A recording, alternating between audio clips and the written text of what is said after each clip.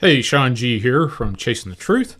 You're about to get some of the best of samples of shows I've done over the last 5 years. God bless y'all and enjoy.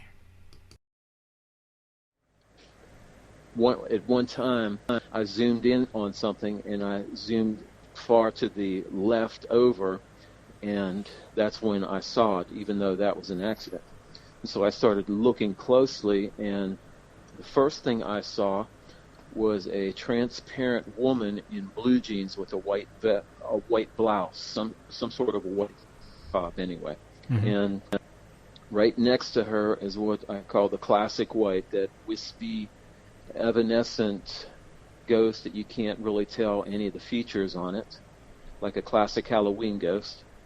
Okay. Across the street, there is a woman in what appears to be a Victorian dress down to the ground, and she has a hat on, although the face is it's obvious it's a woman, but the face doesn't look like a woman's face. It looks ghostly. But right next to her, looking out over from the fence, are 3, possibly 4 Native Americans that are just watching this whole scene.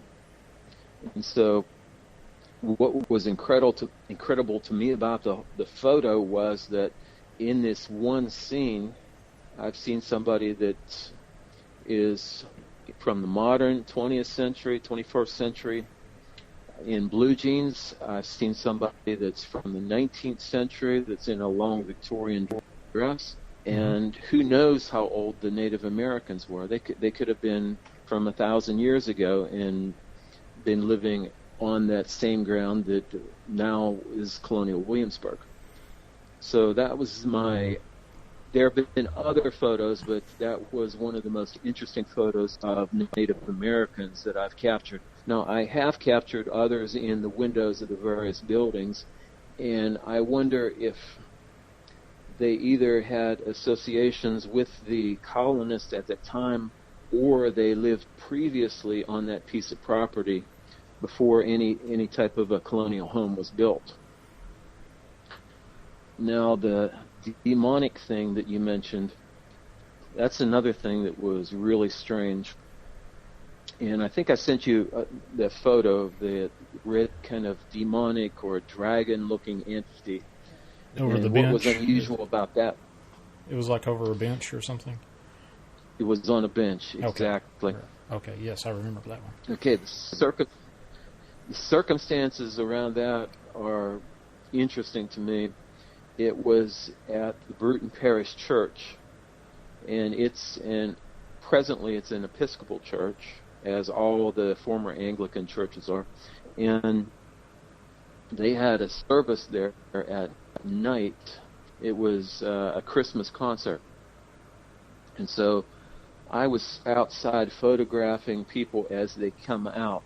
And no, I didn't have permission, but I wasn't looking to capture any of the people's faces. And what I was noticing is that there were wispy ghosts that were coming out with these people as they were leaving the venue.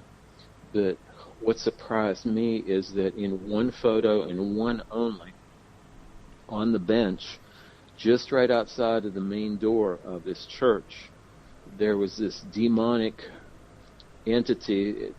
It really looks like a dragon with pointed ears, and it's almost as if it was outside of this church waiting for the people to get out, and that just kind of struck me. So that was a profound moment for me to see that entity outside waiting as the people walked out of church. Yeah, I'm looking at it right now, and it does not look human at all. It's just sort of like it's crouched, sort of like you just said, waiting for something to come past him.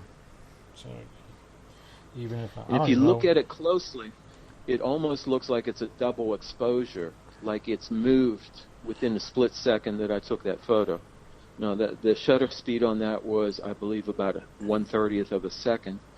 But these entities, are capable of tremendously fast movement. I've captured that before in other photos.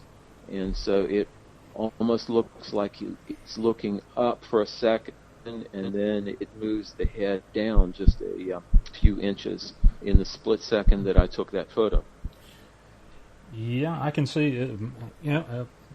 It sort of does look like it has motion blur there, but the unsettling thing is you can see it's sort of looks like a pit bull dog face with some wicked evil ears, like Spock ears, to me. And then whatever the heck that claw thing is on its left side, or the right side of the picture, if you're looking at it. Wow. And you know, we were talking a few minutes ago about having to alter any pictures. Mm-hmm. I would take that photo and I would show it to anybody, because there is absolutely no alteration on that photo. That is straight out of the camera. Now, the only thing I did do is crop out the people, because I obviously didn't have permission to use their faces. Right. But other than that, that is unaltered. Wow. So while you're taking that particular picture, I'd like to ask you a couple questions about the atmosphere around it. Did you have any strange smells or like a tingling sensation or anything during this particular photo? I'm sure that you were looking at it as you were taking it. So what was your look, listen, feel perspective? I can't say that I felt anything. I didn't smell anything. Okay. In fact, when I discovered it, now you have to understand again that I had a wide-angle lens on there, on the camera, and I was taking a photo of a whole group of people. Mm-hmm. And at first, I did not even notice that head was on that bench, because I was looking in amongst the people, looking for these wispy creatures that were floating out as the people walked out of the church. And it wasn't until later, when I started to zoom in and examine the photo very closely, that I discovered that this demonic-looking entity that was on the bench. Wow. Well, definitely, I will have this associated with the podcast, and I'll definitely include that. Have you ever used any kind of cameras to take videos of these events that you're talking about? I had read somewhere or heard one of your prior contacts with the news media prior to this one that you had a camera inside your house. Can you speak about that?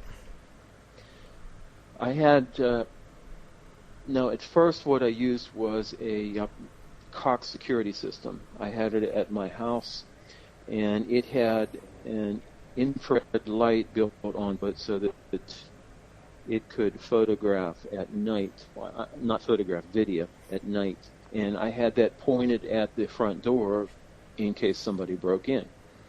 So after a while, we noticed while we were in the kitchen, we had a small screen remote that showed what the camera was showing.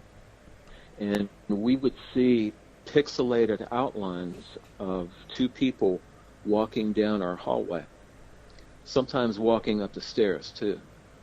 And so I began to record these videos, and funny thing was that they usually only showed up in the summertime, right about the time of a thunderstorm, before or after.